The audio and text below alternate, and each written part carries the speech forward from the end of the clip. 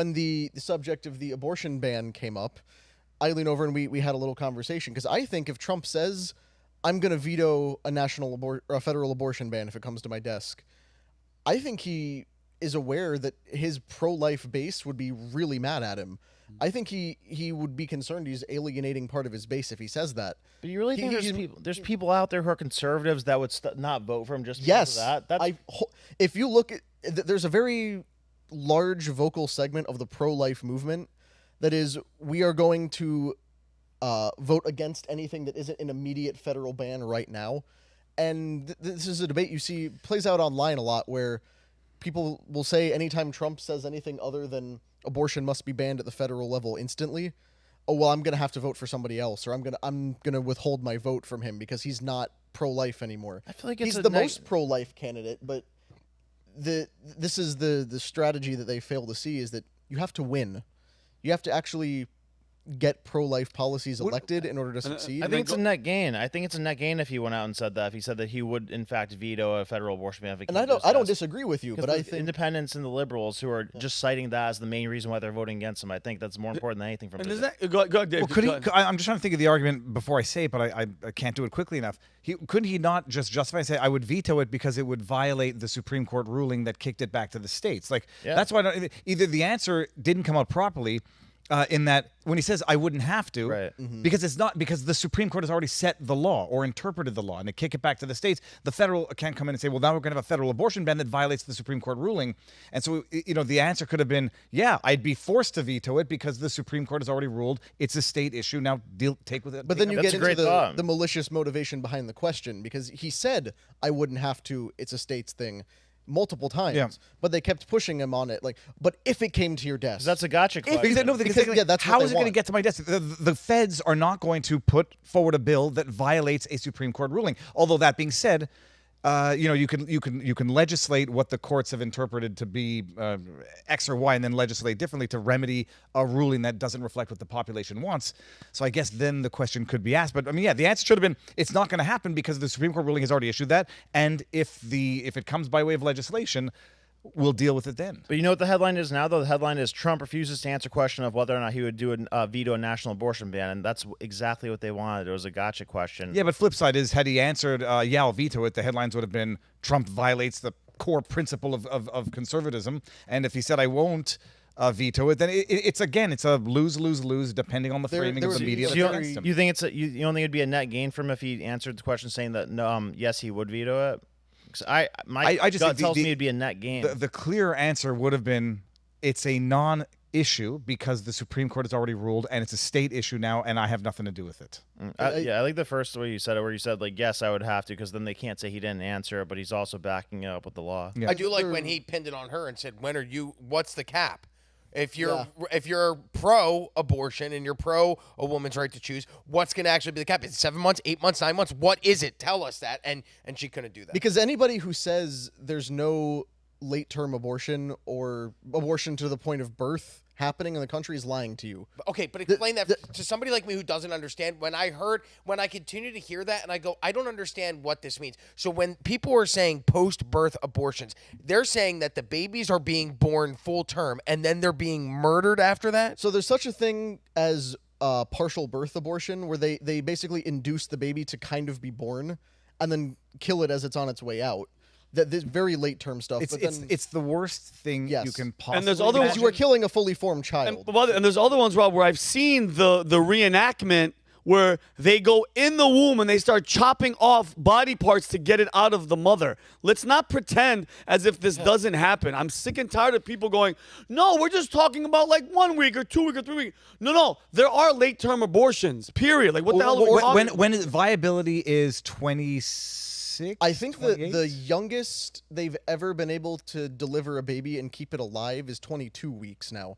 And that's only with, very elaborate medical processes, and but the baby it's not fully formed yet. But yes. like, okay, well, guys. no, viability, it will survive with medical care. I mean, that's and is it, okay, and I get it. This is such a I would say this is one of the main. I understand economy is number one, but when it comes to my body, my choice, and by the way, and I told you guys this. I think I told you guys this story. It's your body, your choice. But what if a girl comes to you, Dave? What do you do if you're dating a girl and she out of nowhere goes, "Hey, by the way, I don't want to say anything, but you got me pregnant, and I just had an abortion and thought you'd want that."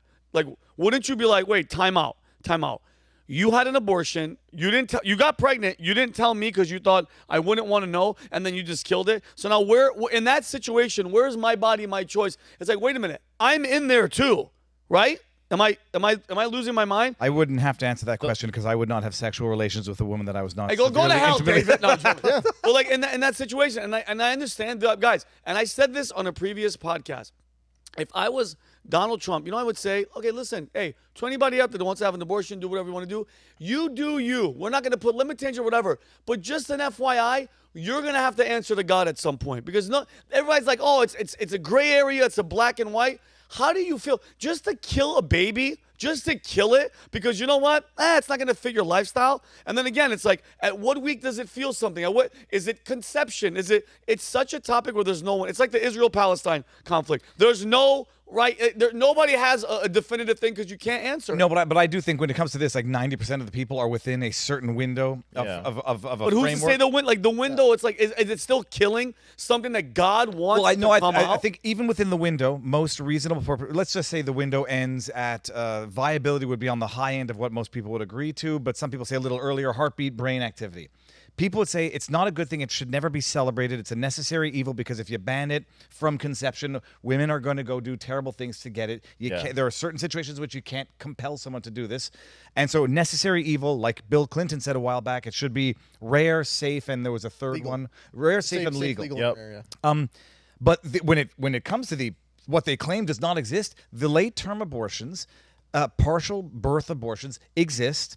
It's horrific beyond words. And then once you understand that there's a sort of a black market that's been built into this ecosystem of fetal tissue experimentation, stem cell, and then you realize, like, holy crap! Once you the reason why they might be promoting this as the litmus test and like no limits, my body, my choice, is because of this black market or even gray market that has been established, and there's a lot of money to be made, which is pushing a lot of activist organizations to push this because they've got a financial interest behind all of it, and it's heinously disgusting, which is why you just establish reasonable limits that 90% of the people agree on and then just run with that. Planned Parenthood has been outed like 3 or 4 times over the last 10 years for harvesting and selling baby body parts. I've and seen organs. the videos. There was one guy, a journalist in California, who exposed high-level Planned Parenthood people laughing and joking about the amount of money they make off of selling kidneys, livers, everything harvested from aborted fetuses.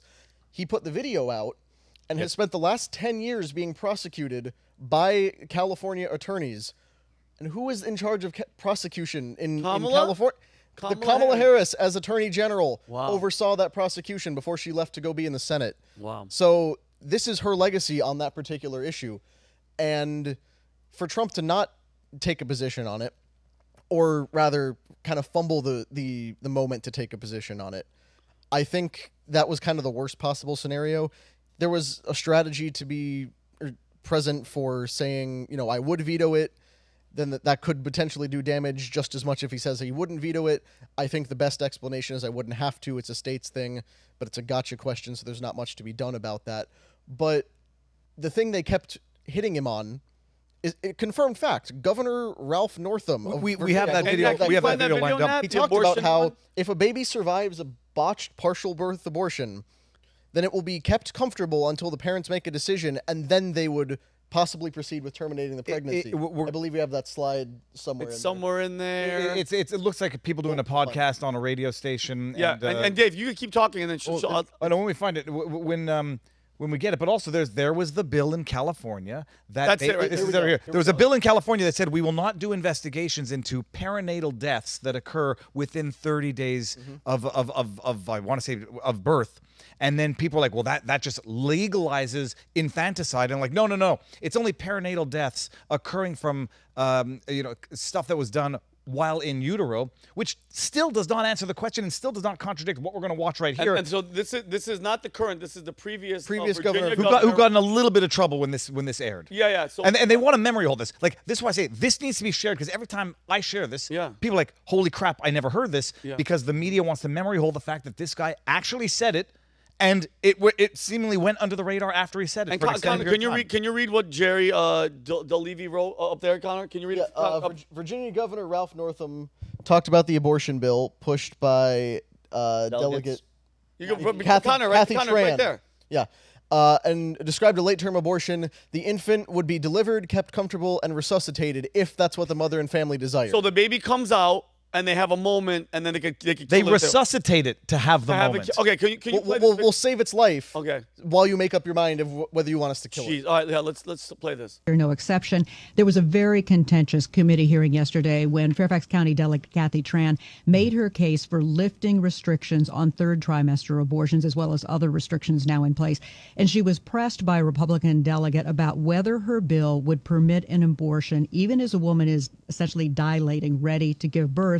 And she answered that it would permit an abortion at that stage of labor. Do you support her measure, and explain her answer? Yeah, and I wasn't there, Julie, and I certainly can't speak for Delegate Tran, but I would tell you first thing I would say is this is why decisions such as this should be made by providers, physicians, and the mothers and fathers that are involved. There are, when we talk about third trimester abortions, these are done with the consent of obviously the mother, with the consent of the physicians, more than one physician, by the way.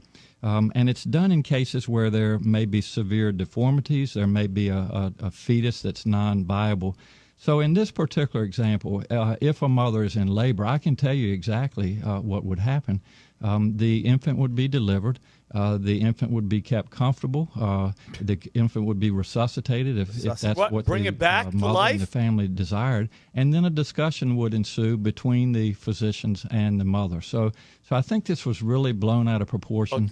But again, we want the government not to be involved in these types of decisions. We want the decision to be made by the mothers and their providers. And this is why, Julie, that legislators, most of whom are men, by the way, shouldn't be telling a woman what she should and shouldn't be doing with her body. So, you pause in that. Yeah, we got to the essence of it. He's a doctor, by the way. He's a doctor. He's a doctor. And by the way, he also wore blackface. He's not saying though. What? It's eugenics without calling it eugenics. I mean, I get the argument for if earlier in the thing, if there's a severe deformity and it's going to be a terrible life and expensive and cumbersome, then okay, tragic. But maybe the parents make that decision. Like, it's just not going to be a conducive life for the kid and the parents. But I mean, he's talking about eugenics there. He's saying if they find a deformity or something wrong with it in the late term, then but that's where I take issue. A lot of abnormalities and issues you discover very early on. Exactly. What a third trimester. No. What that means basically is someone who might have been pregnant, not taken any form of precautions to go to a doctor early on. In the third trimester, 6 months to 9 months, and they say, "Oh, you didn't know this, but your kid's got X, Y, and Z," and then we're gonna have a late term abortion if the baby or the fetus survives the late term abortion and is viable after. We're gonna decide what we do with it. Yeah, and it's a man who shouldn't be telling a woman. This has to do with a human life at that point. Yeah, it's like a child sacrifice at this point. Yeah, bro, it's so crazy. You have to wonder: is this a child sacrifice ritual from back in the day? It's called murder. The thing is out and breathing, and then he goes, and then we'll resuscitate it to think about if we're gonna kill it. I don't understand. Keep it comfortable. What did we think? Why would he even say? What do I think you're gonna put it on a bed of nails or something, or deliberately torture it? We're gonna put it in a warm room. We're only gonna torture it to death at the end once they've made a decision. And he even goes with the line of, you don't want the government involved in these. I want the government involved in enforcing laws against murder. That's like your one friggin' job. If you're not doing that, don't do anything else. Yeah, what do you think, because Rob? Pretty clear cut. I think part of the problem with this conversation is that we're five guys talking about whether or not we agree with abortion or not. This is not in our wheelhouse. Last I knew, you don't have a uterus, so none of us can carry a child.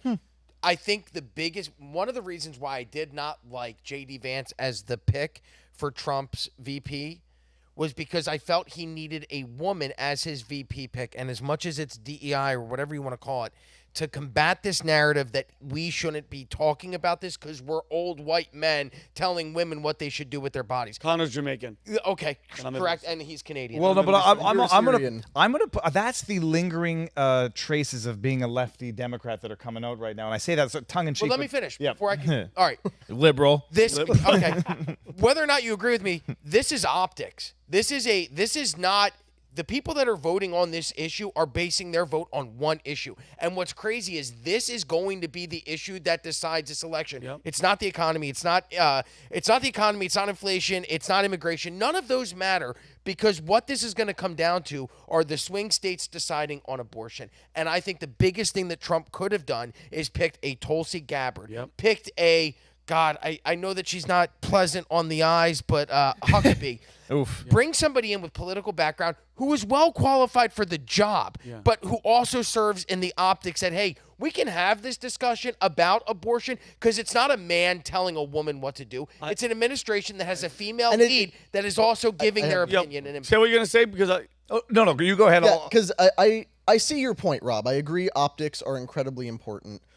But what you have to understand is that even if Trump had appointed a woman to be his running mate and elevated the most pro-life woman he could find who's talked about how great motherhood was. I said or, woman. You know, just need a woman out there because when we're having this conversation, again, it's 5 dudes talking about someone with a uterus who is therefore allowed to have an opinion on the issue, as they say. Yeah. They have all sorts of terms to use to tear them down. Like, oh, if Trump wants to prove he's not a racist, so he makes a black guy his running mate. Oh, that guy's an Uncle Tom. That guy's a race traitor. That guy's a sellout.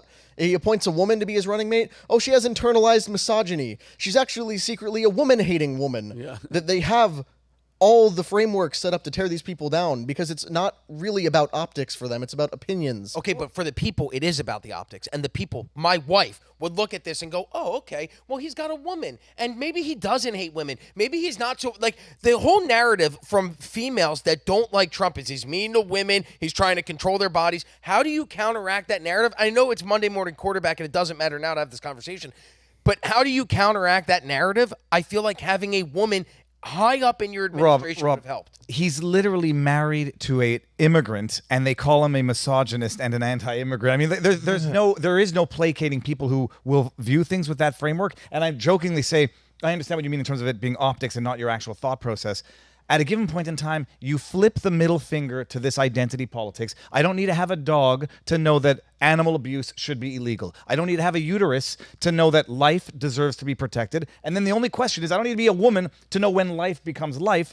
And anybody who says that can go suck a lemon because I'm being polite because I don't want to swear on somebody else's channel. But they can go suck a lemon. And you say, I liked J.D. Vance's pick because it's a middle finger to identity politics. There's nothing he can do to bend over hard enough to placate the mob. But he's married to an immigrant and he's still a misogynist and a real here. There's xenophobe. so many If stupid every- people out there, though, that optics do control. That's Just what like- I'm saying. Like that's the tragedy Well, no, of it. but mind you, not to interrupt, because I want you to talk. I 100% get where you guys are coming from. But what he's saying is this is a chess match, and the people that are sitting at home that are just in the middle rural town, in the back going, oh, that hey, they ain't no, they're all men talking about women. What he's saying is, bro, this is like I'm with Rob in the fact that Tulsi Gabbard, besides being a woman of color, besides being an active duty lieutenant colonel who served in Iraq, who fought in war, Former Democrat in the shit, and then when that comes up, it gives them some a little bit more substance. And I understand where you guys are coming from 100%. How many times have I said if he ran into a burning building and saved 20 kids, but he only saved 5 black kids, they'd be like, oh, look at this racist. He didn't save 6 black kids. That's exactly what they do. But the optics with these sons of bitches, that's what it comes down to, bro, is what it looks like. Because as much as they talk shit, there's not 2 white men telling them what to do with their uterus. Vinny, I think 100% of liberal girls are convinced right now that he's going to do a federal abortion ban. It's Anybody I bullshit. talk to, they say they're like, no, look, Project 2025, he's going to do a federal abortion. I'm like, no, he's not. He's never said that, but the optics have them. Oh, think yeah. that Well, they are. I would dare argue that what's Kellyanne Conway's daughter's name?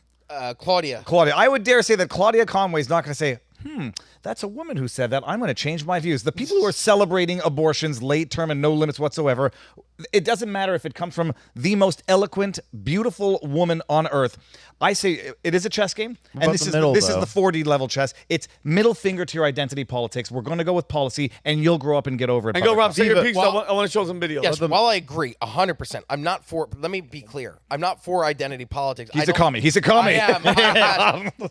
My point is, as much as I want to give the middle finger to identity politics, I feel like there is, if we, at the end of the day, right? I remember playing soccer as a kid, and I'd watch people. You ever watch soccer? They'll pass the ball back and then go forward. You ever seen that? Yes. Where the defense will pass it back to the goaltender, and then the goaltender will kick it forward. And I never understood until I realized sometimes you have to go backwards to move forward, right? It's chess. This is a game where, unfortunately, I feel like if you take a step back, right, and you said, hey, I don't want to lose. This is a war that we're currently in. This is a battle. Yeah. And it really is. When we talked a few weeks ago, Humberto or somebody on this podcast said, I don't believe that the United States can survive a Kamala Harris presidency. And I truly believe that. Yeah. So at this point, do you have to cater a little bit and give a little bit and take a step backwards and maybe step back on identity politics and allow it a little bit in order for the optics to allow you to have a level playing field where you're catering to that middle ground? Yep. That is, yes, I agree. There are people that are out there celebrating late-term abortions. You look at the DNC, you look at the people going out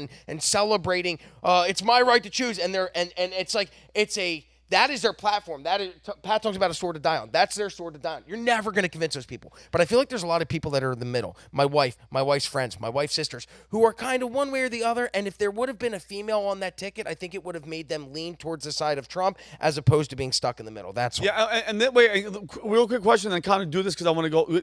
When did he choose J.D. Vance? Was it after Biden dropped out? Right before No, RNC. Oh, right before. It was the day after the assassin. It was the day after the assassination. I think if it happened before that, like if this happened before, Trump would have picked a female. I think Trump would have picked the Tulsi Gabbard. If what happened? If he knew he was going to go up against what's her name, Oh, Kamala, he would have gone Tulsi 100%. That's what I Tulsi could not have been a wrong pick, but JD is a phenomenal pick. No, he's I amazing. don't disagree. He's I great. I want a woman. I for this kinda disagree. argument. I do too, but Connor, do yours because I want to But move yeah, on. real like quick, Katie. Nat, if you could go to the very last slide in our presentation, I just want to inform you guys about where my opinion on this particular issue is coming from. Just real quick, I was going to bring this up later, but this is the perfect segue into it. I wanted to introduce the new member of the Unusual Suspects cast who will be joining us shortly.